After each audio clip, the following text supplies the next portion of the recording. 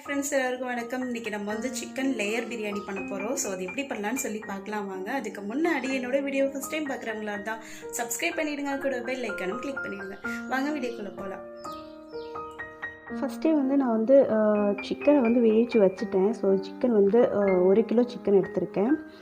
அதில் வந்துட்டு மஞ்சள்தூள் 1/4 ஸ்பூன் போட்டிருக்கேன். மிளகாத்தூள் வந்து சில்லி பவுடர் 1 ஸ்பூன் போட்டிருக்கேன். அப்புறமா பெப்பர் வந்து 1 ஸ்பூன் போட்டிருக்கேன். அது வந்து தட்டி அளந்து 1 ஸ்பூன் அளவு போட்டிருக்கேன். உப்பு வந்து ஒரு 1/4 ஸ்பூன் அளவு போட்டிருக்கேன். வேறு எதுவுமே போடலை. ஸோ அதை வந்து நல்லா வேவிச்சு எடுத்துட்டேன்.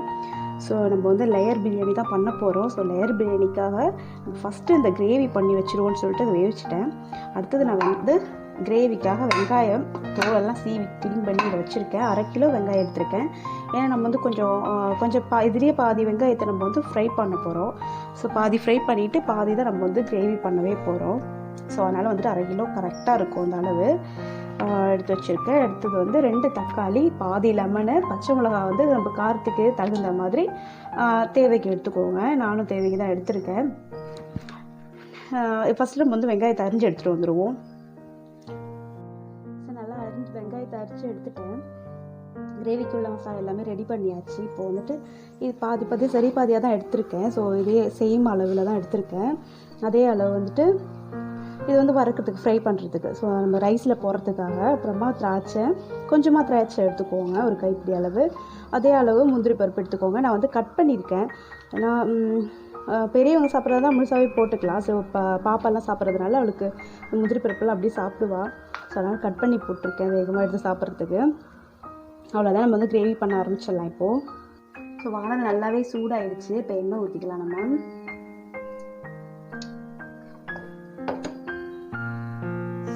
இப்போ நல்லா சூடாகிடுச்சு. இப்போ போட்டுடலாம் நம்ம வெங்காயத்தை. சரி ஆகணும் ஆக்சுவலாக. ஸோ இது வந்து இந்த மாதிரி ஆனால் தான் இந்த டேஸ்ட்டே வரும், ஒரு ஸ்வீட்னஸ் வரும் இதில். ஸோ அதை எடுத்துடலாம். சிம்மில் வச்சுட்டு எடுத்துக்கோங்க. இல்லைன்னா முந்திரி இப்போ போட்டுக்கோங்க. முந்திரியை திராட்சையை போட்டுக்கோங்க. நல்ல பப்ளூஸ் மாதிரி வந்துருச்சு, நல்ல மெரூன் கலரில் வந்துருச்சு. இப்போ இதை எடுத்துடலாம்.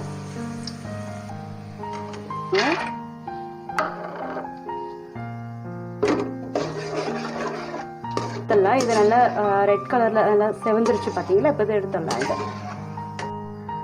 இது மாதிரி ஒரு பாத்திரத்தில் வச்சிடலாம். ஸோ 2 வேலை எதுக்குன்னு சொல்லிட்டு தான் ஒரே வானில் பண்ணுறதுக்காக அப்படி பண்ணுறேன். ஸோ எடுத்தாச்சு. இப்போ வந்து நம்ம வெங்காயத்தை இதில் கொட்டிக்கலாம்.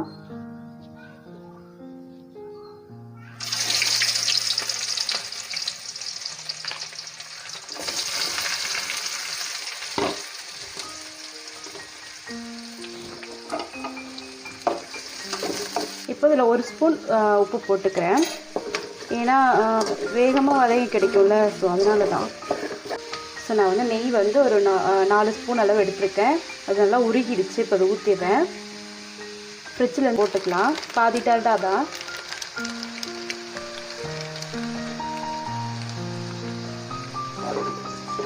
கவர் வேறு கிட்ட வச்சுட்டேன். இதில் பட்டை மட்டும் போட்டுக்கோங்க. ஏன்னா இப்போ நம்ம பச்சை மிளகாவை போட்டுக்கோங்க. அடுத்தது தக்காளியும் கருவேப்பிலையும் போட்டுக்கோங்க.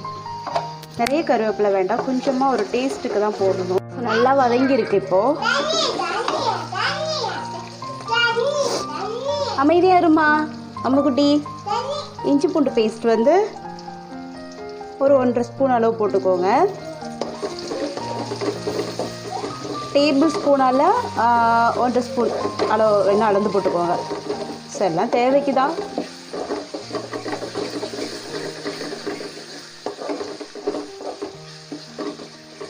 கொஞ்சம் வதங்கினதுக்கு அப்புறமா நம்ம மசாலாவை போட்டுக்கலாம். அப்போ நம்ம மசாலாவை போட்டுடலாம். ஸோ நம்ம ஆல்ரெடி மஞ்சத்தூள் மிளகாத்தூள்லாம் நம்ம வந்து சிக்கன் வேவிக்கும் போதே போட்டிருந்தோம். இருந்தாலுமே அந்த அளவுக்கு நம்ம போட்டுடலாம். அதே 1/4 ஸ்பூன் தான் போடுறேன். ஆனால் கரம் மசாலா மட்டும் நான் அதில் போடவே இல்லை. அதனால் கரம் மசாலா 1 ஸ்பூன் நான் போட்டுடுறேன். மிளகாத்தூள்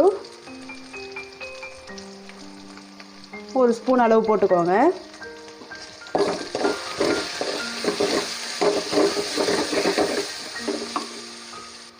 ஸோ இதுலேயே நம்ம வந்து லெமனை புழிஞ்சு ஊற்றிடலாம். ஸோ இந்த இந்த கொட்டையெல்லாம் கொஞ்சம் எடுத்துடணும். 1-2 விழுந்தால் பிரச்சனை இல்லை, நிறைய விழுந்தால் பிரச்சனை தான். ஸோ அதனால் நீங்கள் விதையை மட்டும் அப்படி இப்படி எடுத்திங்கனாலே வந்துடும். இப்போ புழிஞ்சு ஊற்றிக்கோங்க. பாதி போதும், இல்லைன்னா ஓவர் புளிப்பாயிடும்.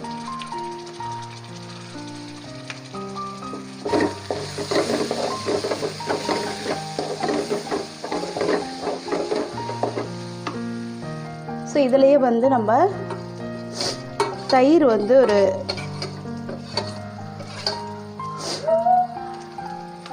ஒரு ஸ்பூன் அளவு ஊற்றிக்கோங்க.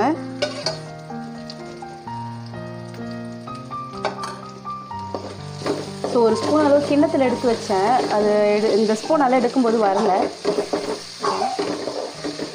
அதிகம் புளிப்பில்லாத தயிர் வந்து ஒரு ஸ்பூன் அளவு நான் ஊற்றிருக்கேன். புளிப்பு இருக்கிற தயிராக இருந்தால் நீங்கள் இந்த ரைஸ்க்கு வந்து நீங்கள் கண்டிப்பாக வந்து 1/2 ஸ்பூன் ஊற்றினாலே போதும். லெமன் வேறு சேர்த்துருக்கோம் அதனால். ஓகே, இப்போ வந்து நம்ம சிக்கனை வந்து இதில் ஆட் பண்ணிக்கலாம். இப்போது சிக்கனை வந்து நம்ம இதில் ஊற்றிடலாம். ஆல்ரெடி சிக்கனில் வந்துட்டு நான் 1 ஸ்பூன் உப்பு போட்டிருந்தேன். அது இல்லாமல் நம்ம வந்து வெங்காயம் வதக்கும் போது 1 ஸ்பூனில் உப்பு போட்டிருந்தேன் நான். ஸோ ஆக மொத்தத்தில் 2 ஸ்பூன் உப்பு போட்டிருக்கேன். அது இதுக்கு கரெக்டாக இருக்கும். அப்புறம்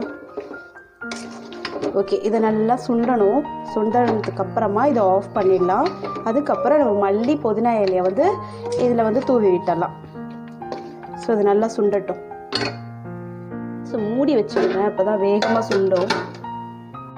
ஸோ கிரேவி நல்லா ரெடி ஆகிடுச்சு, நல்லா சுண்டிடுச்சு. இந்த மாதிரி சுண்டணும். ஸோ சுண்டியாச்சு. இது ஆஃப் பண்ணிடலாம். ஆஃப் பண்ணிட்டு நம்ம மல்லி புதினா இலையை கட் பண்ணி இதில் போட்டோம். இப்போ வந்துட்டு நம்ம மல்லி புதினா இலையை இப்படி போட்டுக்கோங்க. ஸோ அந்த சூட்லேயே இருந்தால் போதும், இல்லைனா வந்துட்டு அந்த ஸ்மெல்லெல்லாம் போயிடும். அதுக்காக தான் லாஸ்ட்டாக போடுறது.